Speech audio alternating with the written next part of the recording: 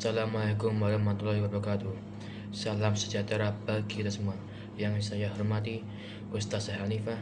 Pertama-tama, marilah kita panjatkan puja dan puji syukur kita kehadirat Allah Subhanahu wa taala, karena atas rahmat dan karunia-Nya kita dapat hidup dalam keadaan sehat dan walafiat.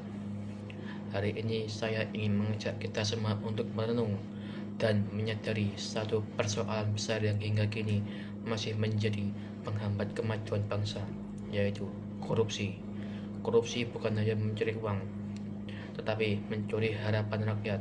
Korupsi bukan hanya masalah hukum, tetapi juga masalah moral, integritas, dan budaya.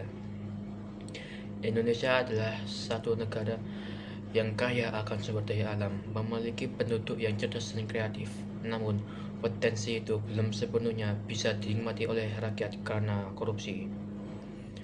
Dari proyek pembangunan, daya bantuan sosial, hingga pengadaan barang dan jasa, semua bisa tercemar karena praktik-praktik curang yang dilakukan oleh segelintir orang yang mengedepankan kepentingan pribadi di atas kepentingan rakyat. Lalu, apa yang bisa kita lakukan? Pertama, kita harus mulai dari diri sendiri. Jangan pernah berpikir bahwa korupsi hanya soal pejabat tinggi. Korupsi bisa terjadi di mana saja.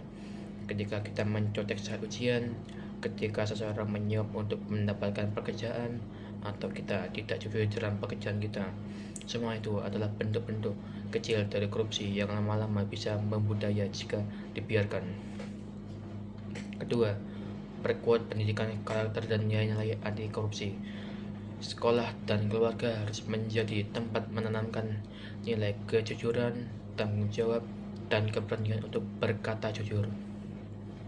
Generasi muda harus dibekali kesadaran bahwa menjadi pintar itu penting, tetapi menjadi jujur itu jauh lebih penting. Ketiga, dukung lembaga penegak hukum seperti KPK, kejaksaan, dan kepolisian. Jangan takut untuk melapor jika melihat indikasi korupsi. Suara kita bisa menjadi bagian dari perubahan besar. Hadirin yang berbahagia, korupsi tidak akan hilang hanya dengan pidato dan seminar. Ia akan hilang jika kita benar-benar mau berubah.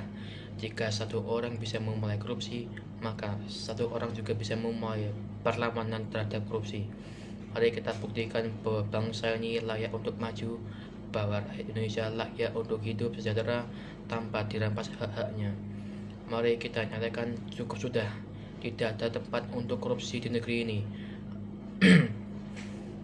Mari kita bersama-sama menjadi pribadi yang bersih, berani, dan bertanggung jawab, karena perubahan besar selalu dimulai dari langkah kecil yang dilakukan dengan konsisten. Assalamualaikum warahmatullahi wabarakatuh.